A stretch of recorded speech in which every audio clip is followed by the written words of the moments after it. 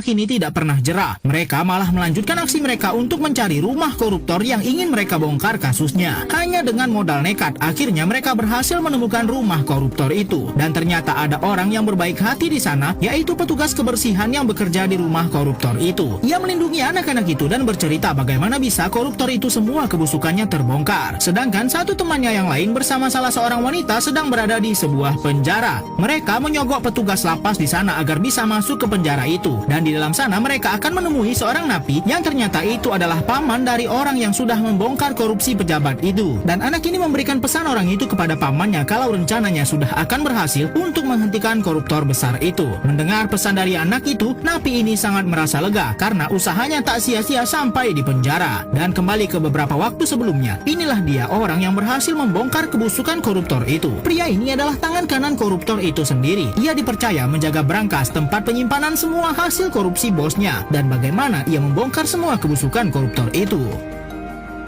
Pria ini merampok semua uang hasil korupsi milik bosnya. Begitu juga dengan buku catatan dari mana aliran dana korupsi itu. Ia memasukkan uang-uang itu ke dalam kulkas yang rusak di rumah bosnya. Dan ia sendirilah yang sebenarnya merusak kulkas itu. Sehingga kulkas itu harus dibuang. Dan dengan penuh senyuman ia pergi bersama kulkas rusak yang berisi uang triliunan. Tapi sayang pria itu sudah tertangkap oleh polisi. Dan kini anak-anak inilah yang menyimpan semua petunjuk tempat di mana pria itu menyimpan semua barang bukti hasil korupsi tadi. Tentu saja anak-anak ini hidupnya tidak aman sekarang. Tempat mereka tinggal terus dikejar-kejar oleh polisi. Namun untung saja anak-anak ini berhasil kabur dari rumah mereka. Dan wanita yang selalu melindungi mereka lah yang kini tertangkap.